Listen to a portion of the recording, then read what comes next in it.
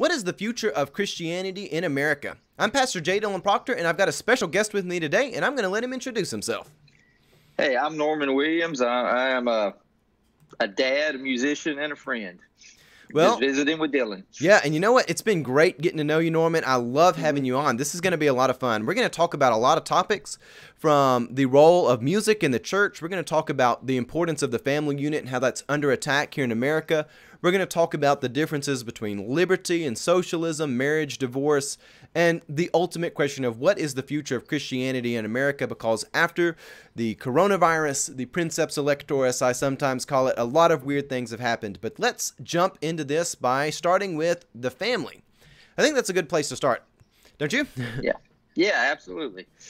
So we've seen in our nation a growing real growing threat against the family, where a lot of young people aren't being married, a lot of people aren't having children, but you also find groups and institutions that have outright come out saying they want to disassemble the nuclear family, this idea of mom and dad together with their children. You find people wanting to do away with the whole role of the father figure. Norman, what are your thoughts on this topic, and really, where do we begin with this? Where do we begin? Oh, man. Well, we could look at demographics where the father has been weakened, where he's been kind of what's the word? Minimalized. Yeah. There's certain groups, and it's growing everywhere. So yeah, and in those groups where the fathers are minimalized, prison rates are higher. Yep. Drug addiction's higher. Yep. Things like homosexuality are higher when the father is absent, Yeah. you know? So, and there are groups that are specifically out to get dads, and that will destroy the family, you know, and families too. So, yeah. I think one of the big problems we have in modern America is we've kind of privatized Christianity. And what I mean is, a lot of times people have this notion that says, well, my faith is between me and God, and if you believe in sin, then maybe sin affects your life, but if you don't believe in sin, then it has no real-world consequences. And we have forgotten that when you move outside of God's order, there are real-world consequences, and it affects not just you, but other people around you. You know, sin actually damages the world. And the family, it is an ancient institution. God gave it to mankind before even the fall into sin. He designed men and women, both are fully created in his image, and he gave them the institution of the family. And it was meant to be something that was an upward aspiration. It would be how the species is propagated. Mm-hmm. It would be something which reflected God's relationship with his creatures. And it was meant to be something which was so beautiful.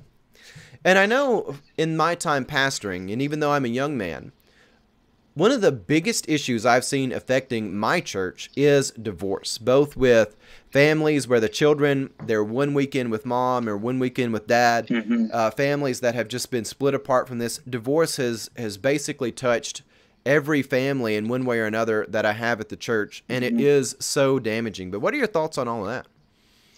Wow. Well, divorce and children, yes, I've seen it. I come from a divorce. Of course, I am married now, and God has blessed us with a strong family. But I have seen the result of that divorce in the child that was left behind in that divorce. And we're still, thank God that he's redeeming even that. So, yeah. And there's a huge difference in what I've seen with one child compared to the two that are survived in the marriage, you know? Yeah. Yeah. And, you know, when I think about marriage, my coming up, my parents were always married, and there was issues, but now I can look back on it. There's a fondness too it's a rarity to say that my parent, you know, that I grew up with my parents. As crazy as things were, yeah, I still have a fondness of seeing them two together, you know, and they weren't perfect by no means, but they worked through a lot of things. Yeah. Even in my own marriage now, we've had to work through a lot of things. And I was listening to a topic, a discussion talking about working out difficult things, you know, having difficult discussions, you know, and me and my wife have had to have some difficult discussions. Yeah. Well, one day I hope you get to meet her too. But she's at a wedding. Speaking of marriages, Yeah. tonight. But another thing about marriages too, though, is one thing that me and Jamie have always come back to. It's a picture of Jesus and his church. Yeah, absolutely. And how much he loves the church, you know, and how much he loves people. And it's he loves the church so much. He loves people so much that it's kind of like a husband who's like, I will die for you before I let you go. Yeah. And that's an incredible woman, and we can learn a lot of that. We can learn a lot from that in as husbands, how we're supposed to be towards our wives. You know, is I will go to the cross for you, honey. Yeah. You know, no one's gonna hurt you. No one. I will die for you. You know. Yeah. So, and it's sad that heroism is missing, you know, in the secular, and you see it in the movies. You see where men have the heroes they're not there anymore. They're not there anymore, and that we're going to talk about upward aspirations. So all this stuff ties together. Yeah. But I want to hit back on something you mentioned earlier. You talked about how rare it is for people to grow up with two parents, and how that's become a bit of a rare commodity. One of the things I find to be fascinating is in our modern world, people have really come and abused a lot of language. They've called things that they're not, and they've really manipulated and twisted language. But they call a lot of things privilege that's really probably not the best term for it. But also they call it a privilege as some way of acting like it's a negative thing, like, oh, well, you're special because of that. And one of the things that people have called privilege is to actually be raised with your mom and dad. And I think that's such a sad thing to see happen, because it's indicative of a culture where there is no longer upward aspirations. Everything's just more or less desperate. And because somebody has this good thing in their life, which again is ordained by God, it is designed by God. But people look at that and say, oh, well, that's privilege over there for you to have what is actually the design of God. And they'll act like that's a negative thing. And instead of us pointing to things like that and say, well, let's aspire towards that, let's get people moving in that direction, we now have people say, well, that's the exception. We now need to cater in the opposite direction and say, we want to comfort people outside of that. And of course, you know, you look at the story of Hagar and Ishmael there in the wilderness. God does have mercy on people and bring life to people who were cast out by, you know, Hagar and Ishmael. They didn't choose to be abused by Abraham and Sarah in the way that they were. But you shouldn't redesign society to say, now Hagar and Ishmael, that is the desired life, and that's the good in life. It is something where we do see this whole weird twisting and contorting, and it basically is the devil's diary opened up, and God's ordained institutions like family and marriage are written off as a privilege and almost mocked, if not overtly mocked. And I'll let you pick up. It's an honorable thing to grow up, and it's an honorable thing to do. They've taken something that's good and noble. It's noble. Yes. It's not, and so talking about language, they've taken something that's honorable and noble and turned it into privilege and something ugly. Yeah. When it really is honorable and noble to be married and stay married and work through those things, and to have a mom and a dad. That is an honorable and noble thing. It's not a privilege. It's by the grace of God that we're able to do that. That's absolutely. And it's a servant role. Actually, the man, you know, it's how we serve society. You know, serve our neighbors. You know, is to have good, healthy families. So it's not a privilege; it's an honor, and it is a war. It's a struggle to keep that afloat. And the hard thing is always better than the easy thing. You know, slow cook is always better than a microwave. Yeah, and you know, you brought up the word noble, and I'm so glad you did. Philippians 4:8, it talks about, Paul, he comes and says, brothers and sisters, whatever is true, whatever is noble and honorable, whatever is just, whatever is pure, you know, whatever is good, the goodness things, whatever is commendable, virtuous, and worthy of praise, meditate on these things. The spirit that is possessing our culture, it hates them. It hates nobility. It hates honor. It hates beauty, which is there in Philippians 4:8 too, things that are lovely and beautiful. It hates them. You know, Jude, he writes in his letter, which is very hellfire and brimstone, which I have become the hellfire and brimstone preacher for those who don't know me. Jude, he talks about you've had these intruders who have stolen in among you, and they're like irrational animals who hate the light.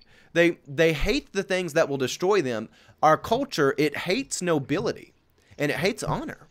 And it takes and it tries to twist things that are honorable and are noble, like you said, and turn them into a privilege or something like that. And they don't even use the word privilege as it actually means.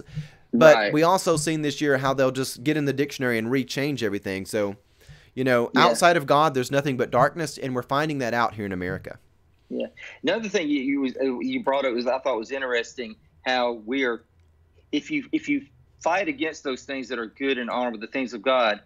Think about Nebuchadnezzar when he was given over, he became like an animal. Yeah, he did. And when we're given over to sin, when we're given over to our own desires and everything, we become like animals, and we're no longer honorable or noble. Yeah. You know, and if you really think about it, we're baptized into the honorable and noble family of the kingdom of God. Yeah.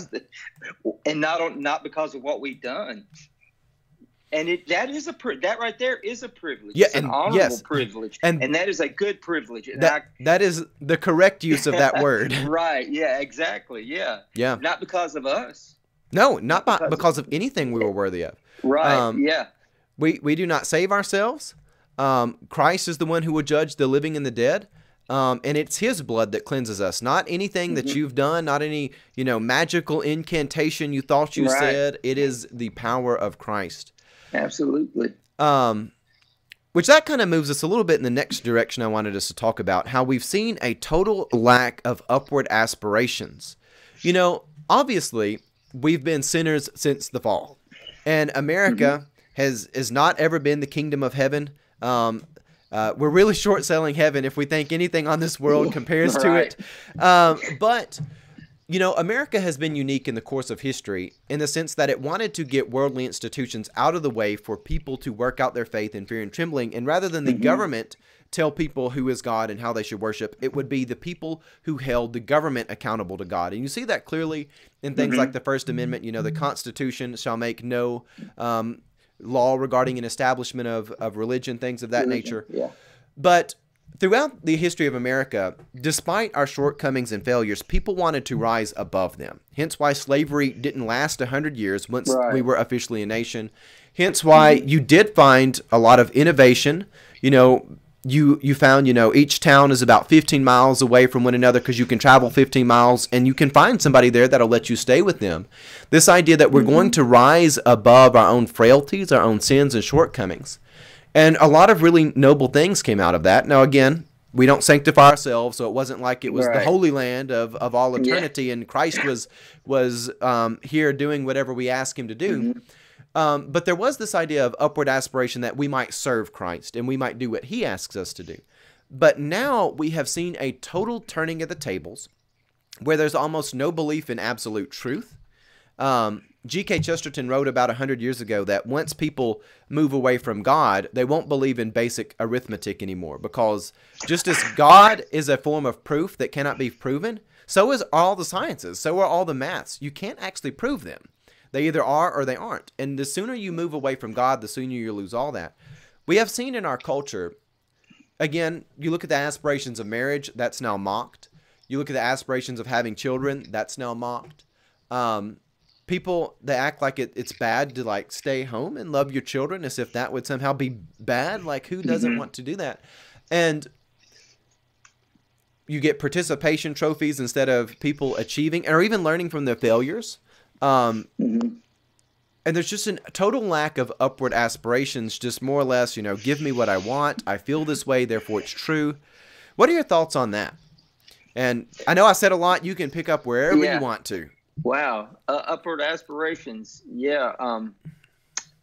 That is lacking. Well, you go back to the Garden of Eden. I mean, God told us to be fruitful, multiply, take 10 to the garden, make good things. I was thinking, one of the things you were talking about heaven on earth, I was thinking about all the craftsmanship that went into making the temple, I mean, all the detail and everything. So, and that was an upward aspiration, in my opinion, and and being an artist, I mean, I understand it's a good thing to hone your craft, which unfortunately I lack in that, but there is an appreciation for that. And even with church, you see it in church. I don't mean to go too quick into church music, but Johann Sebastian Bach, he was a master. Yeah. And everything that he wrote was "To God be the glory" at the end of it.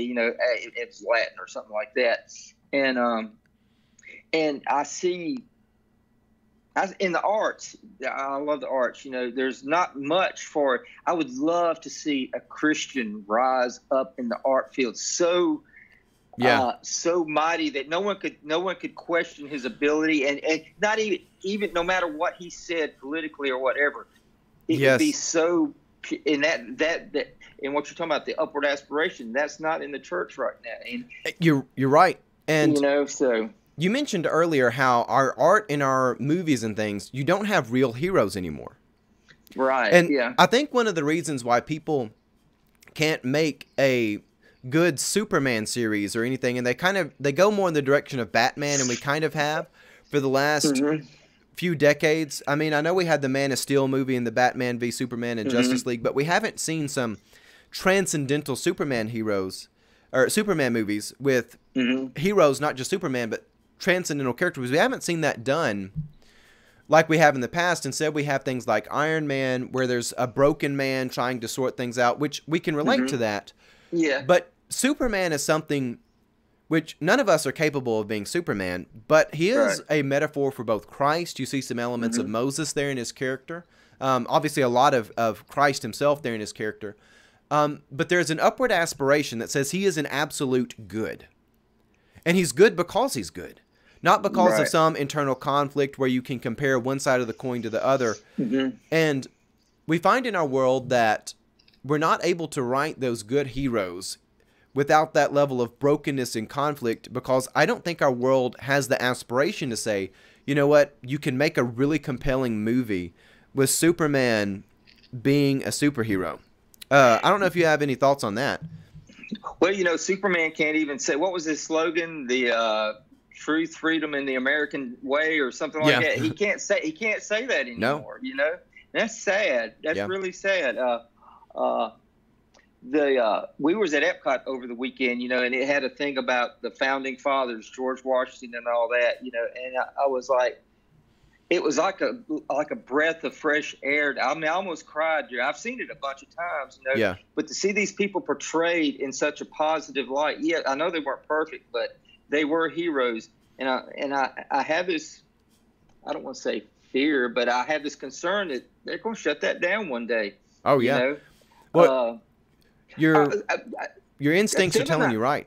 Yeah, feminizing our heroes. I mean, they're making Thor a woman now. Yeah. Which, I mean, women can do a lot of things. Yeah. I mean, I'm girl. I had $3. I'm all about girl power. Well, but Thor. I mean, he was a man. Yeah. Well, what's interesting is they're not actually trying to portray true femininity. They're basically they're transgendering it all. They're trying to blur the line between both, and you end up hurting women who women are completely made in the image of God. Completely. Absolutely. They're full daughters of God, and men are full sons of God, and they have different biologies, obviously. Men cannot do everything women can do. Men cannot have children.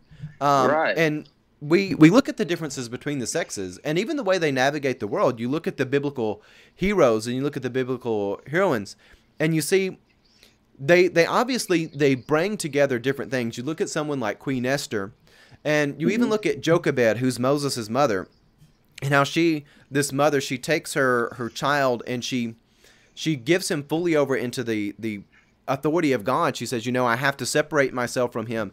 And seeing her virtue and what she brings to really all of human history. Without her, you don't have Moses. And looking at these characters like that, and even someone like Elizabeth or Mary, which, again, I don't think either of us are totally Catholics, and we don't take things in that direction. Right. But nonetheless, there's appreciation to have for this. But what they're doing in modern America, or really in modern, this new anti-Western civilization is they're trying to blur the line. They're trying to transgender men and women and make women into something where they're not, which ruins the real femininity, and it ruins the real masculinity, and it ruins everything, and it basically leaves you in a realm of chaos. You're back in the void in Genesis 2. Or Genesis 1:2, I should say, verse 2, where there's this void of nothingness. Yeah. And it's just sad. It just breaks my heart. Another thing I was thinking too, you're talking about the image of God. We're basically walking statues of God everywhere. Yeah. Even the lost, we're broken statues, and that's being stolen from us. We're not allowed to say we see you the way God sees you, as a living, breathing image of God. And we're worshiping all these other ideologies. I don't want to name names or anything like that, but we're utterly destroying the original design. And what's in Ephesians? There's like a prescription for you're talking about the order of the family. The relationship between God and the husband. Yeah. And the way, and it even boils down to how you treat your neighbors and everything. If you follow that prescription, man, all your problems are solved, man. It's just a matter of, and I think there is a spirit that's trying to destroy that, Yeah. And it's going to end up destroying even the ones who are trying to bring it about. And that's sad. You're exactly right.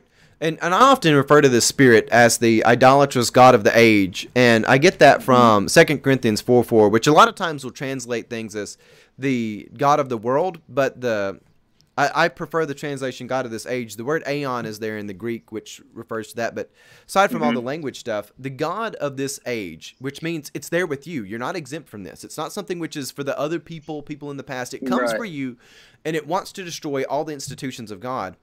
And, we ask all these questions, and it sickens me. And even when this happens in churches where people talk about, men, women, are you black or white? They ask all the questions except, are you a child of God? Are you a son of Adam or a daughter of Eve that has now been adopted and can now tell others you are a son of God, a daughter of God? The question of being a child of God is completely removed from the public sphere. And that's by design, by the way.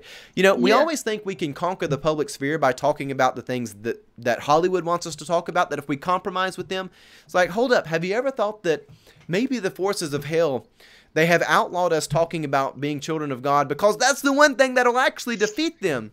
Quit talking about the things they want you to talk about and start talking about the things they don't want you to. But, when we see this destruction come into our world, it is so sad. You mentioned how it'll destroy the people who they think that it's helping.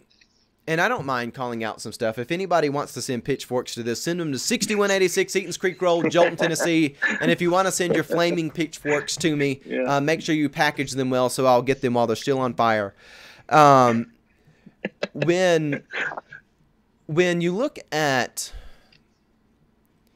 what went on in Soviet Russia, I forget who it was. I read this in some memoir or diary a couple of years ago. Somebody who was, I think, a KGB officer, and I need to look this up again. And he said, we lined people up to kill them. And he said the one group of people that got really mad about this was the college professors, because they had helped us in our revolution, and they thought they would have some special place. And when we lined them up to kill them, which we had to kill them because they knew too much. They knew how we came to power. They knew how we demoralized the Russian people and brought in all of this chaos and this socialism and this Marxist ideology. They knew how we got here, so they had to die.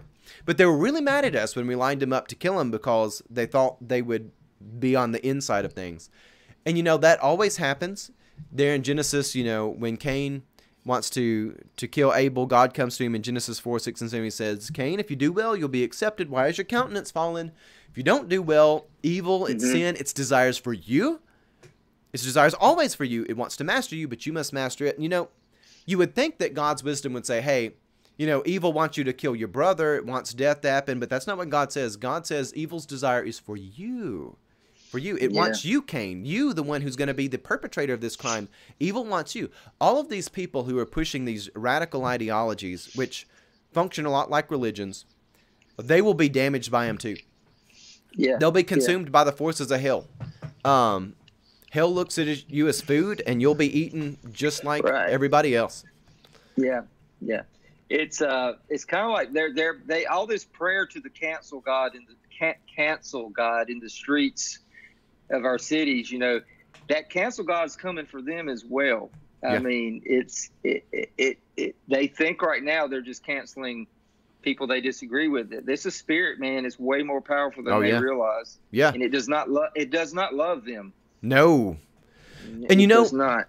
You kind of bringing up it does not love them. I think one of the weird things that's happened in America is we've seen this breakdown between cause and effect relationships, and that happens in a lot of ways. But a lot of people don't understand that a lot of the foundational things built into America, they come from Christianity, and if you try to remove Christ from that, you can't sustain that for very long. And take, for instance, the idea that each individual has a worth. A lot of people say, well, we need collectivism, we need Marxism because we want to help the poor. And what they fail to see is you can equalize a whole group. You can have 5 different groups equal.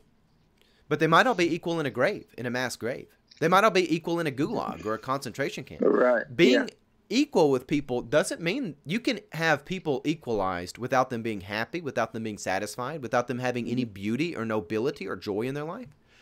But you cannot fulfill the gospel without caring about what people's personal life is like. And one of the things that's interesting, and we may move a little bit towards collectivism, socialism, and stuff like that.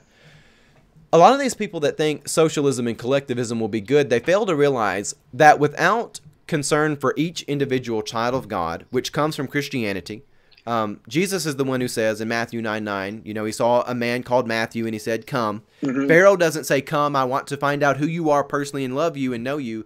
Caesar in Rome doesn't say that. Mao Zedong in China doesn't come along and say, I want to know each of my citizens and love them personally. Never happens. Jesus is the first to ever say that. And the idea that people will care about the poor and the innocent and the victims and the oppressed and all that stuff, that comes from the Christian principle that every child of God matters. Right. And what you find happening in America is people don't actually, they say they care about the oppressed and the poor, but then they're really hateful towards other groups. There's a lot of spite that comes with that, and it's mostly vengeful. And, well, I've talked for a while. I'll let you step into all this. Anything that just strikes your mind. Well, let's see. One thing struck me. I used to struggle with giving all my money away to the poor. I was so weak in that area, you know, no discernment whatsoever. And I had a pastor one time tell me, he's like, you know, Jesus talked about you always have the poor with you, you know. And one reason that is because people are choosing to be poor, and God provides. And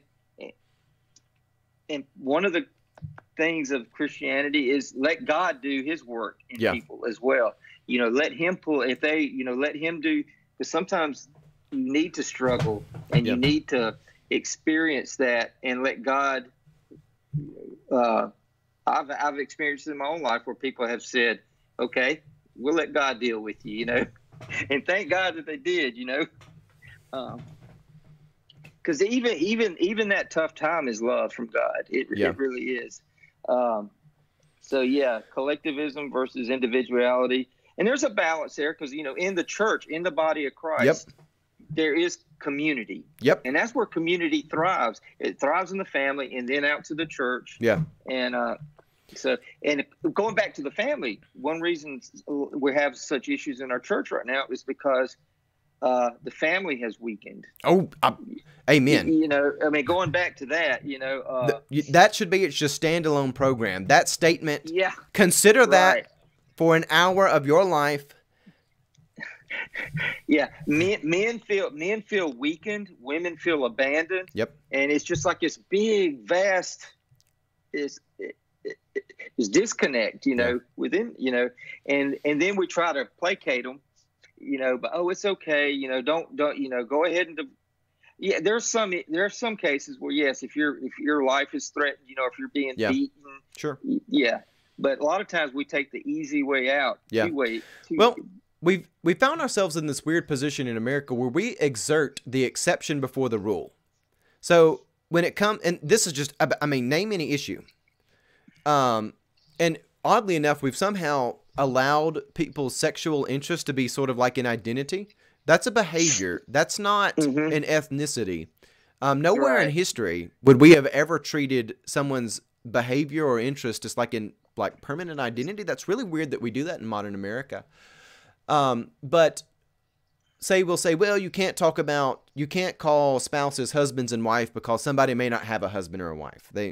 Or you can't talk about marriage being good because somebody is divorced. Or you can't talk about it being good to be raised with two parents because somebody's not. And we have this weird lack of aspiration where we exert the exception before the rule. And again, that trains people's brains that the rule doesn't matter. And it makes people really hopeless. And it's really sad. And whenever this works its way into the church, it reaps a lot of destruction because the one place that people should be coming to for truth and absolute truth, they find themselves basically being given a diet version of either the truth or they're given a diet version of what the world wants them to think. And in either case, you're not getting the full gospel. You're not letting the gospel out of its cage. And, you know, when we were talking earlier, really about this strange infatuation a lot of people have with collectivism and moving in that direction, it is something which will bring more damage. It'll bring damage to everyone, and you can see that across history. You can see how every time that's been enacted, the fruits are the same way. And we can also look across history and see the same thing. Whenever we see that breakdown of the family, you do find that it weakens everything. Like, God gave us that institution first for a reason. And it is so important. Yeah, absolutely. Well, let's move on to talk a little bit about music, shall we? Yeah. And music in the church, because that's a big, that's a big thing.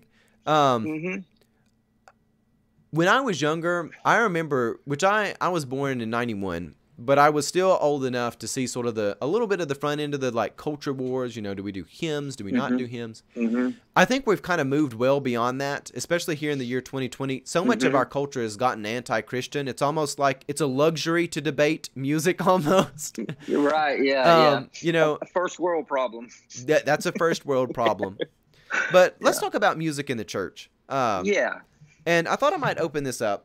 So one of the ways that you and I first got connected on Parler is I was talking with another account, and we'd brought up Hillsong and some other modern music, and I had shared a story with people online. I'm not terribly familiar with that whole genre of music. I've generally been a little bit skeptical of it for a while, and I couldn't usually articulate why when I was a young man. If someone would have asked me when I was like 18 or 19, I would have probably said because, you know, I just don't know that I could have articulated it, though I can now. Now I would probably make the case that, you know, God is holy and excellent. We should have, you know, our choice in words should be really pointed. There's all these names of God. Why are we making up new names of God? You look throughout the scriptures, Old and New Testament. There's so many beautiful names of God. Why do we need to kind of do that? We have a lot of people who want to be songwriters first as opposed to servants of God who are really working out their faith. You see a lot of people who are really more interested in the celebrity aspect of it. And even when that gets to the local church, when they say they want to play a song at church, they want it to sound exactly like it does on the radio with all the oohs and ahs. And instead of it really being meant to be something where we ourselves use this material to bring glory to God, we're kind of mimicking some celebrity, or that side of aspect creeps in. But an interesting story happened to me probably about 3, 4, maybe 5 years ago. Where I'm at is fairly close to the Nazarene College. I'm a Nazarene pastor, and some students from the Nazarene College came over, and I was going to help them out with the project because I had some studio equipment at the church. And this girl, she asked me to put a Hillsong song in the back of it, and I told her I didn't know what the song was, and she said, well, how do you not know what it is? And I said, well, I'm not even really sure who Hillsong is. And she was like floored, and she looked at me and she's like, they're only the most powerful force in Christian culture. And I was like, that's scary. And I was like, well, evidently not. I'm a senior pastor over here, and I'm not sure who they are. I was like, evidently they're not that powerful. And she just got really mad. Did she really say that? Huh? Did she really say Yeah, she really said that. Wow. So it was a little bit more, it was kind of lighthearted. I mean, it wasn't like it was the end of the world, but she was just like shocked that I didn't. So we kind of chatted about it for a little while, and we found the song online, and we downloaded and bought it and did all the stuff anyway to get it on in the program. But there's been an interesting, just Christian music itself is interesting. And you being someone who's done a lot with this, I mean, you opened up talking about how you've led worship and stuff. I'd make music and I play the piano at church, but I'm not someone who that's necessarily been my skill set within ministry and haven't done a lot there. I'll just let you, what are your thoughts on Christian music and really where the state of those affairs are in the church? Well, the purpose of Christian music is to sing hymns to each other, you know, to sing praises. And that's the main purpose, is to glorify God, and to sing it in your home, sing it to each other. You know, I mean, again, that's where it starts. In the fact, me and my wife will sing to each other. We'll sing together without an instrument, sometimes with an instrument. So that's the main purpose, is just glorifying God, you know. Yeah. And I think maybe the intentions can start off good. You know, C.S. Lewis talks about how you can start off something, then it becomes trendy, then it becomes an idol, you know. Yeah. And I think that's probably happened within the contemporary Christian thing. You know, I've heard stories about how secular minded that the Christian Music Awards are. You know, I mean, I don't know if I've never been there, but I've read a lot of things about it, so I have to be careful with that. Well, I can say I'm in Nashville, where there's a lot. Yeah, I mean, Nashville's right, like big music. When I was going to school, like everybody that went there wanted to be the next big artist, which I'm glad people at least have that aspiration. I mean, I've got to have some aspirations. Yeah, yeah, right. I'm happy they had the aspiration. I'm not here to beat up on that, but I did. And even with what I saw at the university I was at, there was a disconnect between a lot of the people that made it really far were people who kind of catered to, and this is probably not everyone. This may have just been what I saw, but there was a disconnect between the people who were seriously faithful and then the people who really just wanted to be popular and gather a lot of attention. That wasn't necessarily the same group of people, the people who were here to be faithful to God and the people who were here to kind of rise through the ladder and play the politics of all this stuff. And, you know, give people what they want, but also you don't want it to be too perfect because you want to have a next album out there, so you don't want to just be one hit and one done. You're trying to make a commercial product rather than you are trying to give something to God. And there's obviously, I mean, I'm totally fine with people wanting to bring something to market, totally fine with that. But also, you know, when I preach a sermon on Sunday, I don't charge people if they use my ideas next week and hope I would be blessed and honored if I preach anything good enough to be referenced. And I always feel like it's a little weird that you do find people who are like, well, you know, music is not treated the same way that, say, sermons are or books are, in the sense that we want them to go as far as we can. Instead, it's kind of meant more, I don't know, it just seems a little weird. But I'll just let you step in on that. Rich Mullins, you know, he's one of my farthest Christian musicians. I loved his stuff. He lived off 10% of his income. Yeah. Lived in a single wide trailer. Got a music degree so he could teach Native Americans music on the. Oh, really? That's awesome. Yeah, that is, you know, but you don't see a lot, and not a lot of people knew about that because he didn't broadcast. Yeah. You know, that came out after he died.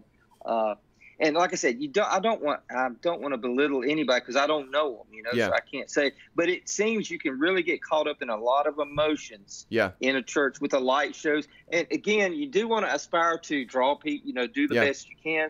But I think the lights and the music and the amplification sometimes draws out some untruths. I know there's one song, the lyric was "the reckless love of God" or something like that. God's love is not reckless. That is not true. His love is purposeful. Very purposeful, it's very direct. Anything but reckless, and how that snuck in. And then we'll start living our lives. Live your life recklessly. God does not say live your life recklessly. He says live your life purposefully. You know, with aspiration, with direction. You know. So. Yeah, there's some issues, you know, but I mean, it's not hopeless. But there again, you go back to Ezekiel, you know, and the you know, Lucifer was the chief music. He's really smart, man. Yeah. You know. And, you know, to the point, kind of both sides of things here. One of the most beautiful things I've seen in the last few funerals that I've done have had a lot of singing in it, even at the graveside. And that has been one of the most honorable and chilling things that I've ever done, to see people who normally don't sing come in and sing songs, even songs that I had never heard before, but seeing them brought to the funeral and see that be brought as something which kind of is part of that honorable commendation, it's an amazing thing to be a part of. And we need more of that, and more of music used that aspirational way. Again, music is a creation of God. It is mathematical. It is something that is as perfect as the laws of physics. Brilliant. You know, music is something which is more or less discovered than it is created. In the sense that the harmonies, you can't just decide that like a C, E, and G harmonize, or like I created this new thing. Like the waveforms are out there. For those who follow my Parler and Rumble, I make little synthesis music, and I do some stuff with FM synthesis. When you actually see how a lot of these sound waves work, you can visually see how the harmonies lock together and some of this mathematical stuff. And it is as much a part of the fabric of creation as is gravity. And it is something which is a creation of God, but that also means that hell will try to twist and contort it too, because it is one of God's precious gifts. Yeah, and speaking of fame, you know, a lot of people, you know, the father of Western music, Johann Sebastian Bach, he wasn't famous while he was alive. Yeah. He was a servant. Yeah. You know, that I always thought that was kind of interesting. You know, we've elevated. You'd probably be embarrassed at the level that he's been elevated to.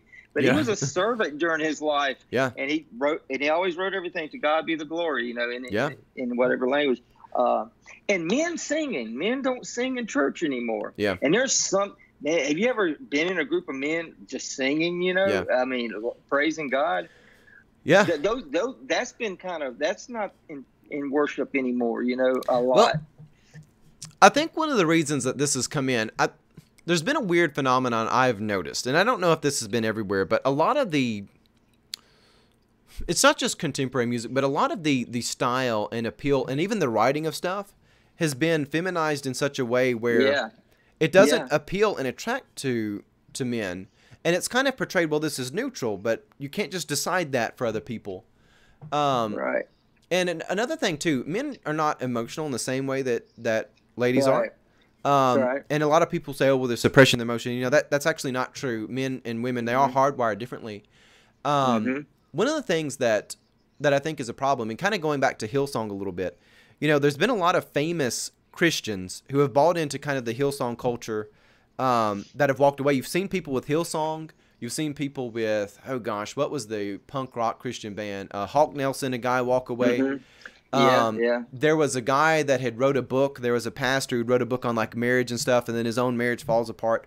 A lot of these kind of contemporary Christian, and they're not just music writers, but they're cultural influences, as you might say. But a lot of these people who kind of buy into this shallow emotionalism and sensationalism, and it kind of reminds me a little bit about Jude there. Jude says pretty clearly there, intruders who have stolen in among you to sensationalize.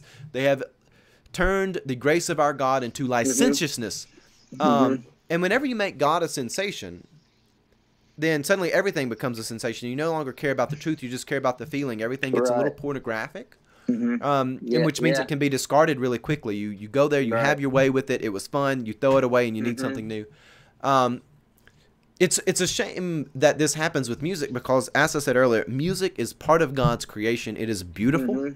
And it is just chilling to see how music orchestrates together. You were bringing up, you know, Bach. You look at a lot of people over the last few hundred years. One of the things which always fascinates me is the devolution of music and how that related to socialism and communism there in Russia. You saw people like Igor Stravinsky, who really come out of this impressionistic era of music where you had beautiful things like Claude Debussy, Maurice Ravel, which is, I just think, are stunning pieces of music. But the tempo, it fluctuates a little bit. Like you can feel, it's sort of like the Starry Night painting by Van Gogh. Like it's still clearly a starry night, but it's on the edge of things. It's not totally in the realm of chaos. But by the time you get to Picasso, and by the time you get to something like Igor Stravinsky's Rite of Spring, music that is just ugly. And they hated the fabric of music. Stravinsky, both of his parents were professional in the art worlds, and he kind of wanted to rebel against that. And you see how their whole culture rebelled against the truth of art.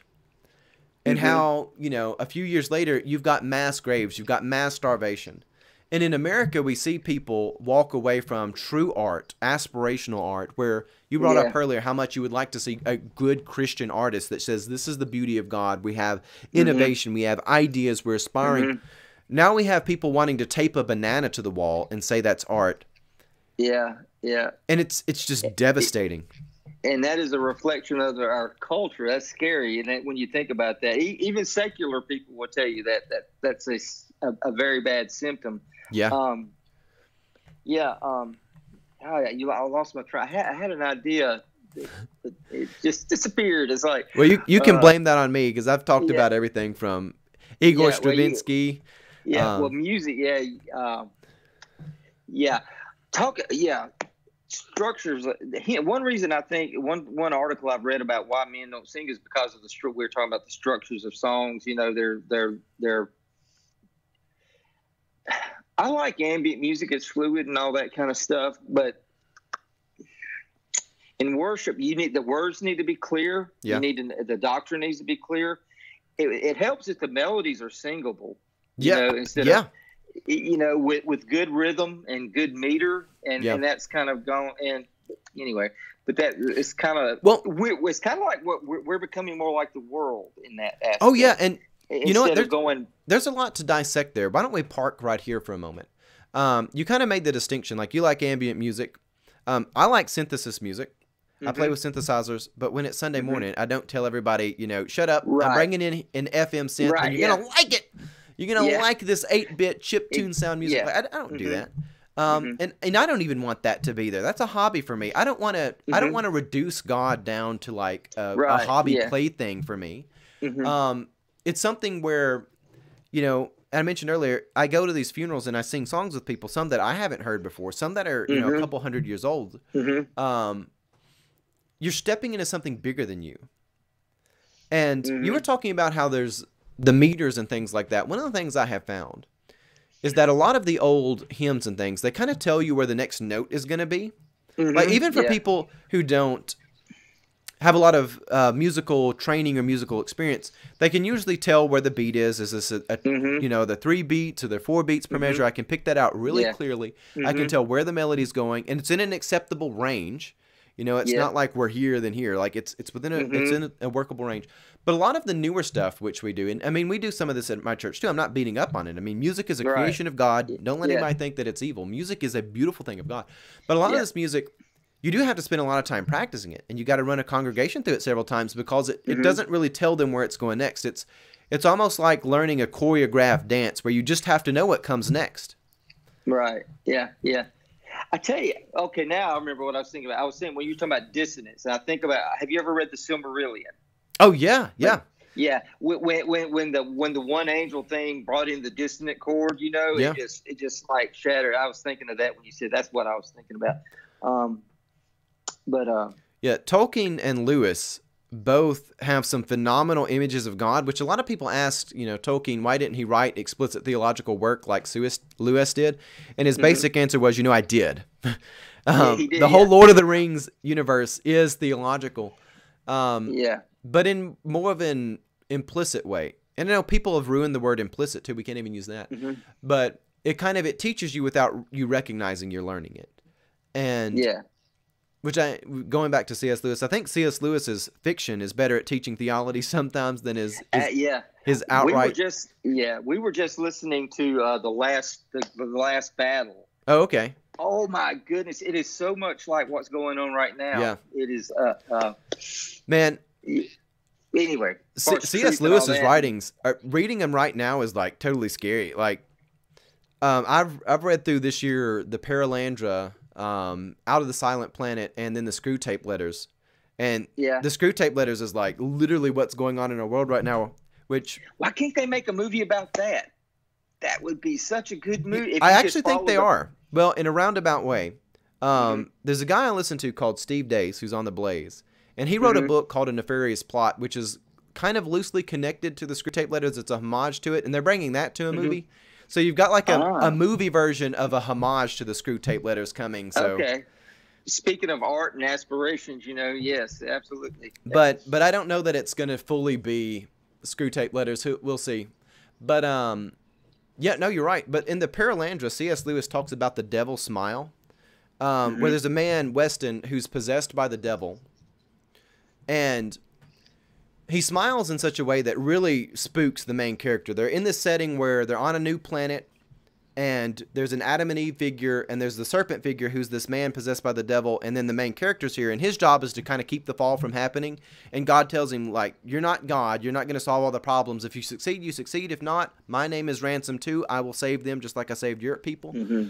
But when he sees this man possessed by the devil, he sees him smiling, and it's a really disturbing image because C.S. Lewis, he says, it's not mocking, it's not at all sinister, it bears a striking resemblance to innocence, and he says it is not something which bothers to debate or even defy all that is good, true, or beautiful, but instead it ignores what is good and true to the point of annihilation. And to look at this smile, to actually see the devil smile without going through the medium of another person, you know, no child can have a problem understanding that there might be a face so terrible that the mere looking at it would end you in final calamity. To be in hell, to actually see the devil's face would be the worst punishment ever. And just as there is a face above all worlds that if you looked at it, it would bring you irrevocable joy and peace, there is a face beneath all worlds that if you looked at it, if you saw the devil smile, it would end you in final calamity. We have seen that come into our modern world. We see politicians who will come out, they'll be rioting and stuff like that in their cities, and they'll come out and they'll say, these are peaceful protests and we need more of them.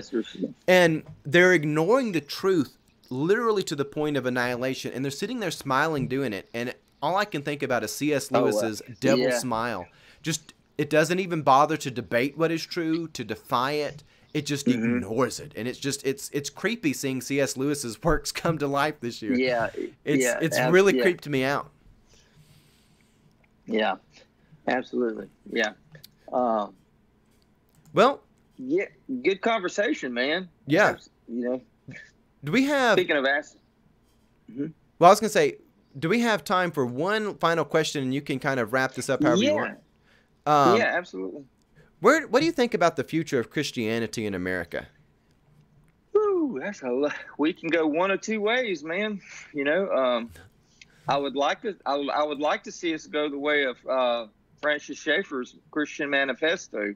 We could do that. You know, we could progress to the point America could become the Christian nation. It never has been the perfect Christian nation. Like, it hasn't been, but it could get better. You know what I'm saying? And maybe this is a call for us believers to aspire to do great things, to put the family back in order, to put our church back in order. Yeah, we could do it with a revival, with a lot of prayer and fasting. You know, if we don't, we're going to go the other way. You know, into annihilation. You know, so, and it's really up to the partnership between us and God, you know, and do we trust him? Do we trust those passages in Ephesians? You know, do we really believe that? You know, do we really believe that we are in the image of God? Do we really believe that we are noble and of noble rebirth? I guess you could kind of say, do we really? So there's a great opportunity right now to show that to the world, you know, for the church to be the shiny city on the hill, you know, to be the source of that light, you know, because Jesus should be, he's the biggest drop motivation in our body. He's done the most for us. Why can't we do more? Can't we do as much for him, you know, or at least aspire, you know? So that's kind of my take on it. And you know, the one thing I want to add to that is that begins with each and every one of us. It begins with those listening to us. It begins with you, Norman. It begins even in my own life. We cannot, the Holy Spirit, when it comes there in Acts chapter 2, and it comes in those tongues of fire divided, it rests on each of them. Not on just Peter, not on just, you know, any of the disciples. It comes on each and every one that is there.